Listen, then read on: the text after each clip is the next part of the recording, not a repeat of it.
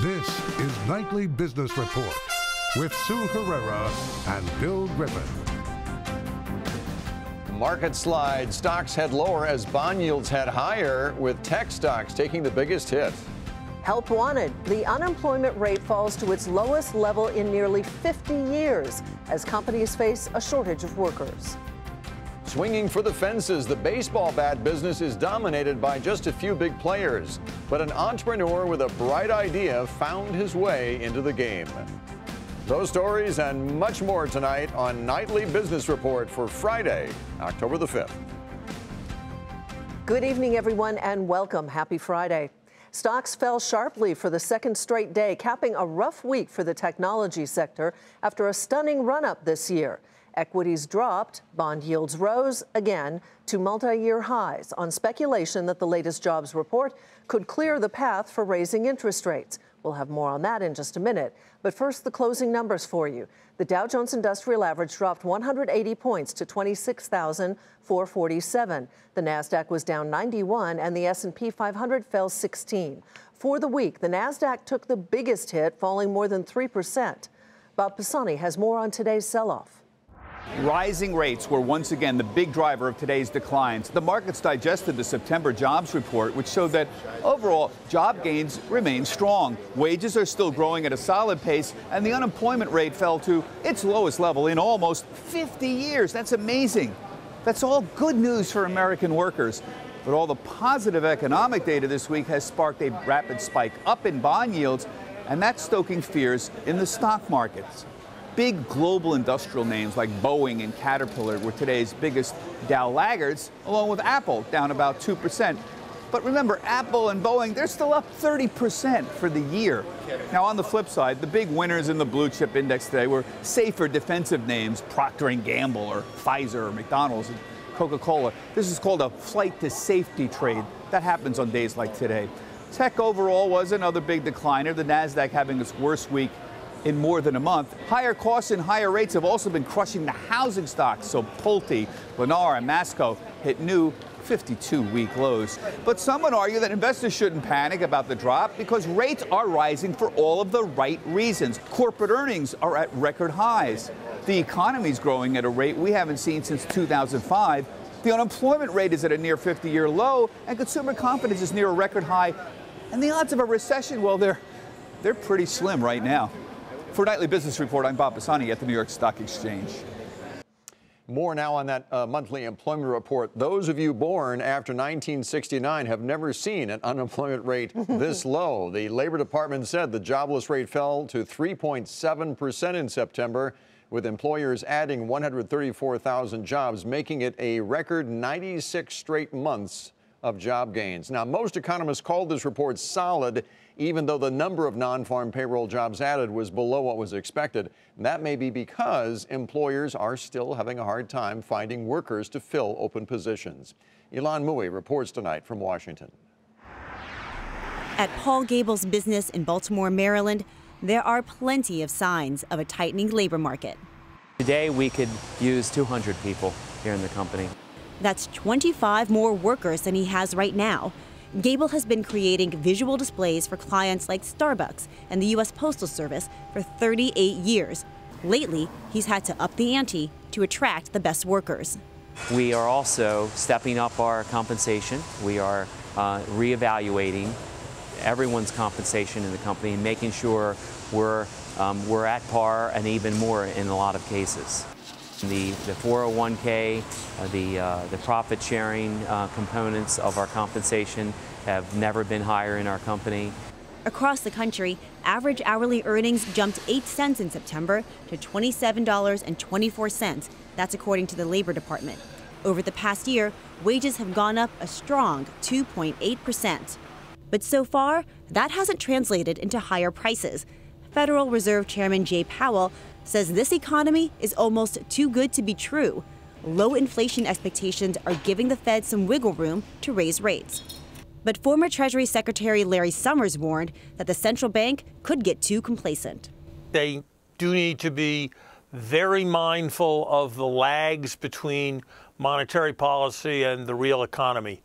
You know, when you're in a shower if there's a long lag between turning the faucet and the water getting hot or the water getting cold, it's very easy to scald yourself or freeze yourself because you turn it and you don't feel much, and then you turn it again, and then you turn it again, and eventually the lags catch up with you. Job growth in September came in below expectations. Some economists blame disruptions from Hurricane Florence. The hospitality industry lost 17,000 jobs. But other sectors saw solid gains. Healthcare was up 26,000 jobs. Professional and business services added 54,000 jobs. And manufacturing was up 18,000 jobs. The economy is on fire. There's an optimism that I haven't seen in many, many, many years. And we are excited about all of the positive effects that has on Gable as a business entity. What he needs now are workers to help turn his big plans into reality. For Nightly Business Report, I'm Ilan Mui in Washington. Mark Zandi joins us now for more analysis on the labor market and the economy. He is the chief economist at Moody's Analytics. Good to see you again, Mark. Welcome back. Hi, Sue. Thanks. It really did seem to be a stellar report, and you put some of the job creation softness up to weather concerns like Florence. Yeah, I think that was a big reason. I mean, if you abstract from Florence, underlying job growth is around 200,000 per month. That's what it's been over the past 6 months, over the past year, really over the past 8-9 years. And that is very strong. That's double the rate of growth in the labor force, the number of people coming into the labor force looking for work, and thus unemployment and underemployment continue to decline. And we're now at a 3.7% unemployment rate. So this is a very, very tight labor market that's going to get a lot tighter. And I think it's safe to say it got everybody's attention when we were saying that it was the lowest rate we've seen since 1969. So we had a little fun. We compared some other benchmarks from 1969 with today to see how we have done. GDP was about the same. Back in 69, 3.1%. We're roughly 3.2. Gasoline prices averaged 35 cents to $2.88 today, but to adjust for inflation, that's still lower than it was today. Mortgage rates were 8.5% back then, Mark, compared to 4.7%. And the Dow itself closed at just over 800, where we are compared to where we are today. That's sort of a rounding error right now. How do you compare our economy compared to the past? That's pretty cool, Bill. I like that. I think the music was better back in 1969. Wasn't that the Beatles' White Album? Yes. Yeah, something like that. Yeah, you know, that's all good news. It's all good news. But there is a cautionary tale in that.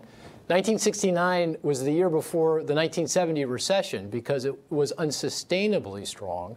The labor market got too tight, wage and price pressures developed. The Federal Reserve had to respond by raising rates, and ultimately did the economy in. So this is a great economy, but enjoy it while you can, because this is unsustainable, particularly as unemployment continues to decline, because we're going into the low threes, and we're going to hit more new records.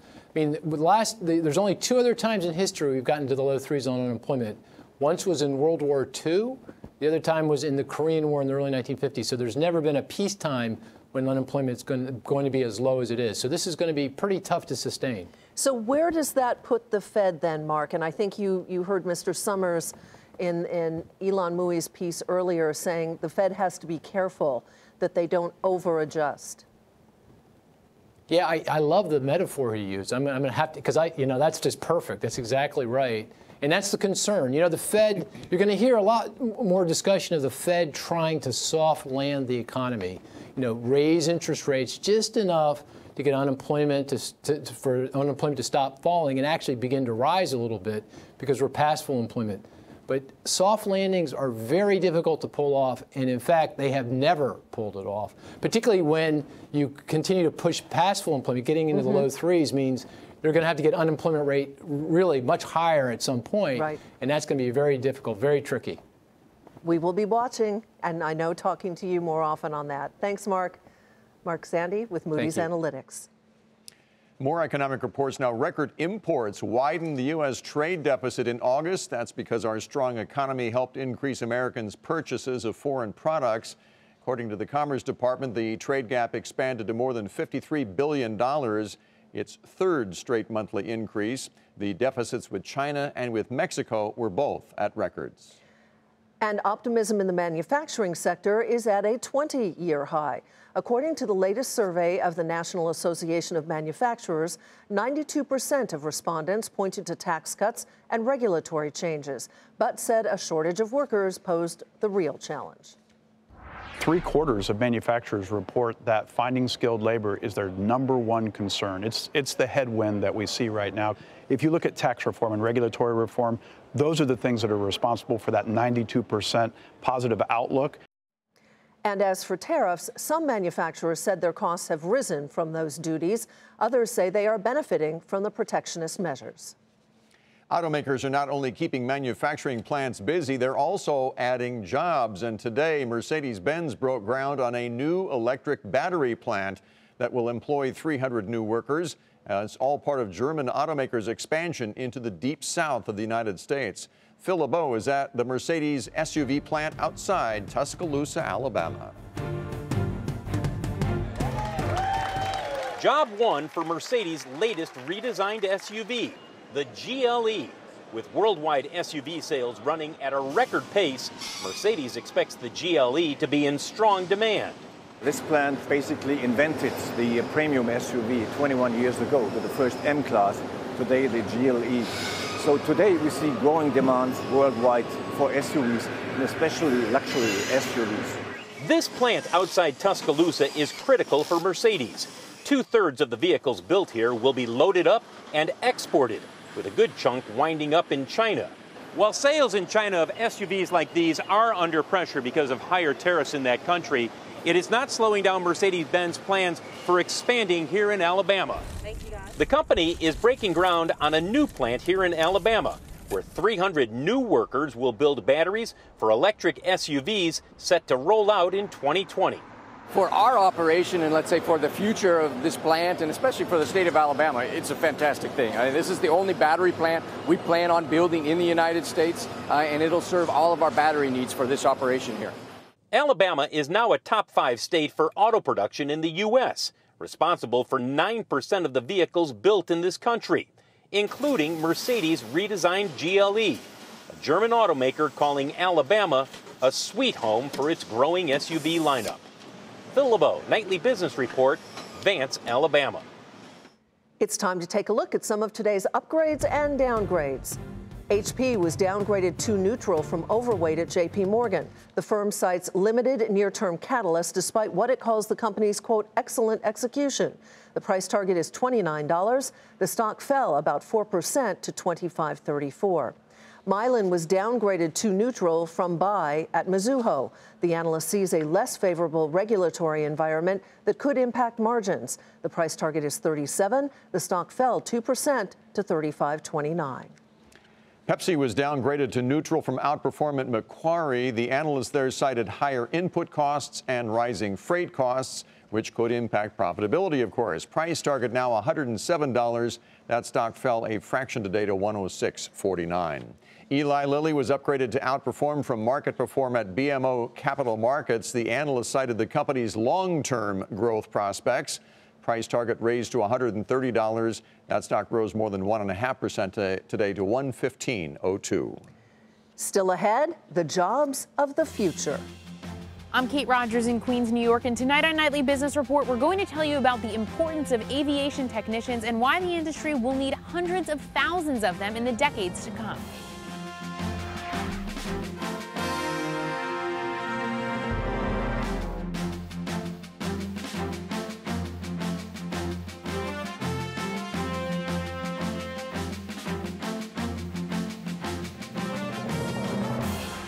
We've been telling you about the ongoing shortage of skilled workers facing both large and small businesses. The issue is also taking flight in the nation's aviation industry, which is struggling to find mechanics. Kate Rodgers takes a look at what one high school in New York is doing to help close that gap. This isn't your typical high school shop class. At Aviation High School in Queens, New York, Teachers are training the industry's next generation of aviation maintenance technicians like Genesis Santana. Size up from the 11:30 seconds. The high school offers students an opportunity to obtain a high school diploma as well as 2 FAA certified licenses to enter directly into the workforce. Never in a million years would I think that I'd be working on a plane. I'd also be doing a regular high school curriculum, volunteering, doing so much, and Aviation High School opened those doors for me. The school's role is important as Boeing estimates some 750,000 technicians will be needed around the globe in the next 2 decades. The job can pay some $70,000 a year, including benefits, without a college degree. These are highly skilled jobs. They come with training that keeps you current and keeps you ready for the future.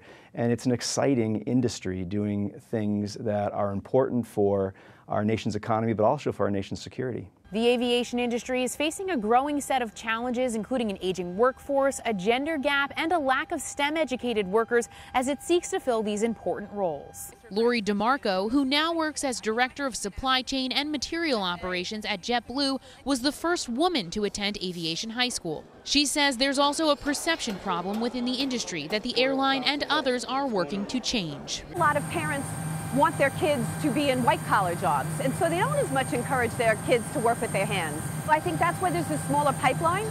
So I think we have to, as in the industry, we have to do a better job at partnering with the schools. There are other challenges in hiring, including overnight shifts with off hours. But technicians like Diana Rodriguez, a JetBlue apprentice, say ensuring passenger safety means the job is both important and exciting. To me, safety is the top priority. I mean, you can have your family member, your friends flying on the plane. You never know, so safety is #1. For Nightly Business Report, I'm Kate Rodgers in Queens, New York.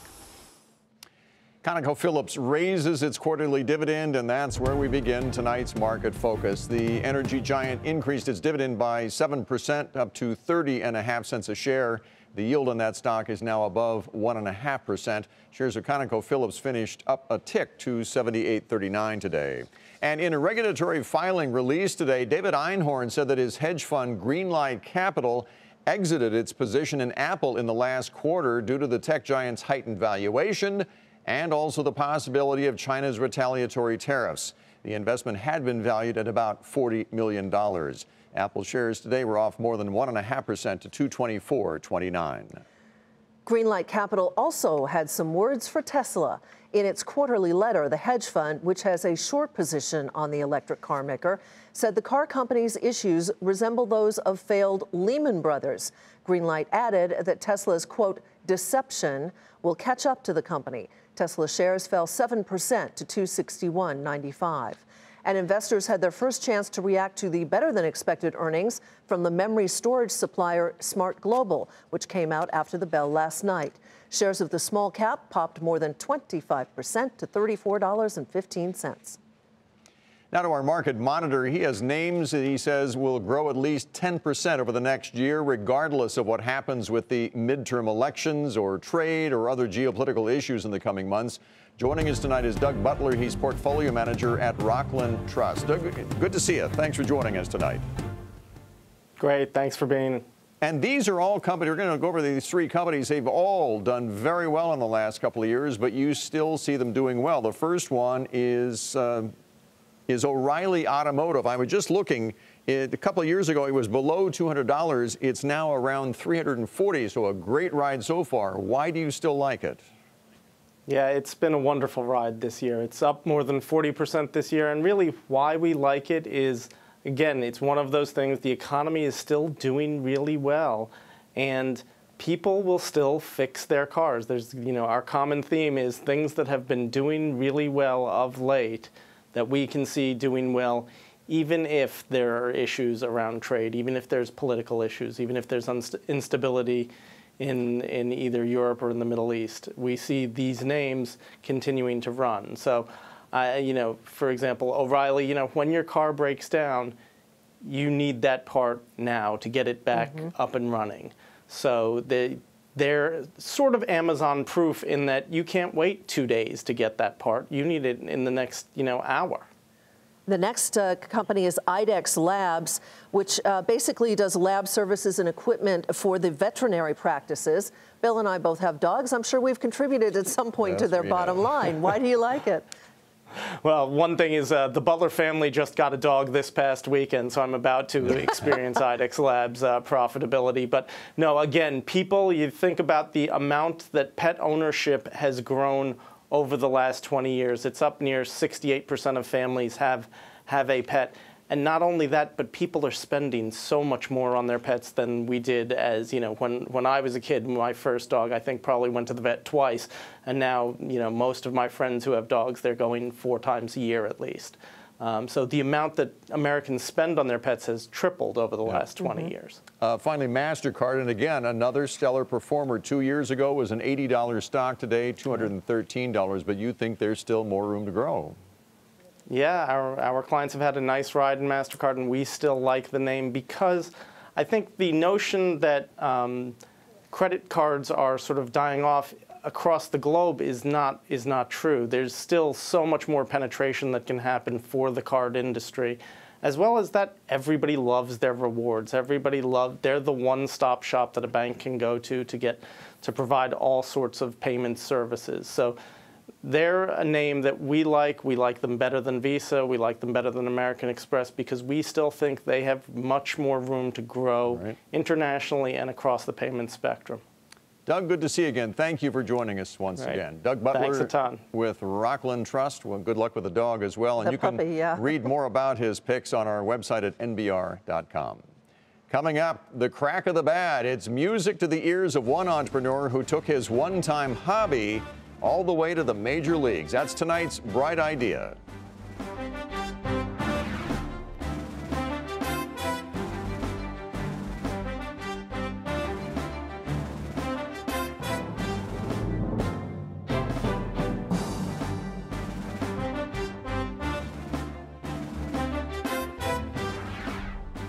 Late today, Ford said it informed its global salaried workforce of a reorganization that includes job cuts.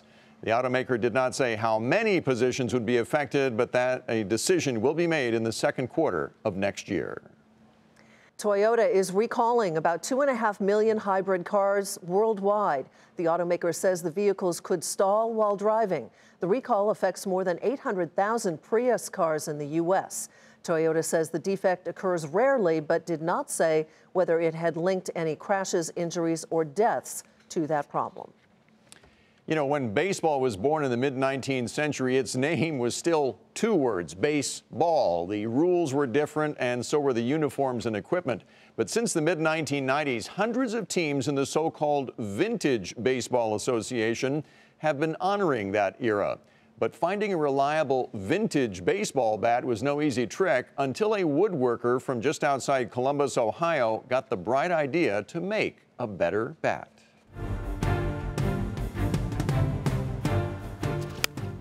Few appreciate the crack of the bat like Charlie Trudeau. A woodworker by trade, he joined the Ohio Village Muffins vintage team in the early 1990s. But their vintage bats literally cracked far too often. They shouldn't have been breaking at all. I mean, it's not like we're facing 90-mile-an-hour fastballs. The bats weren't made to be used, they were souvenirs.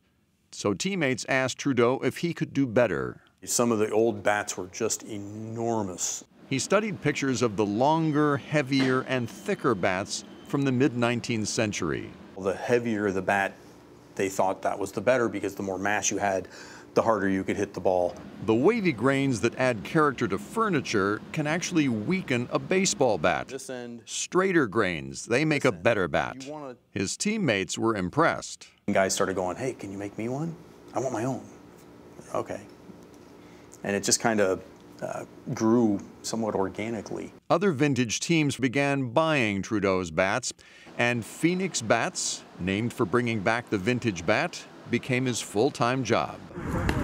The buzz reached minor league pros in the Columbus area, so he made them modern bats, more weight in the barrel, with thinner handles to improve bat speed and power.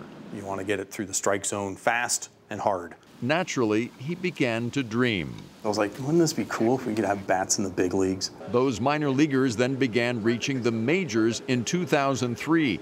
And all the while, Trudeau was upping his game. Even those guys in rookie ball, they're different than everybody else. Changes as small as like a fraction of a millimeter off of the handle, they can feel it. Trudeau's stuck with the white ash to make his early bats, but he became an early adopter of the harder maple and then birch, which is in between. Ash, birch, maple.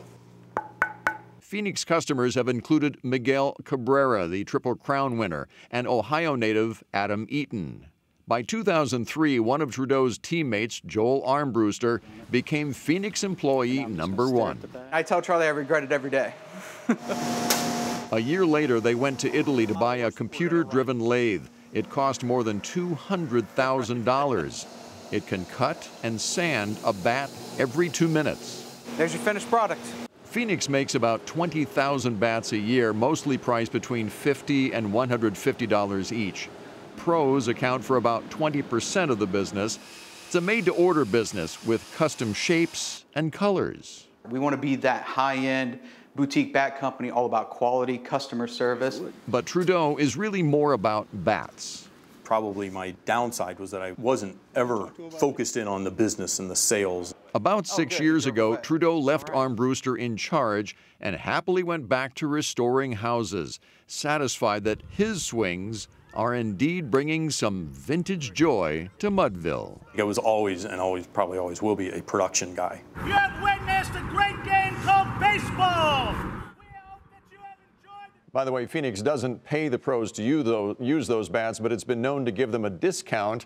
No bat business compares with the American icon Louisville Slugger, which was sold for about $70 million a few years ago. But Armbruster believes that Phoenix, with 10 full-time employees now, ranks in the top 10.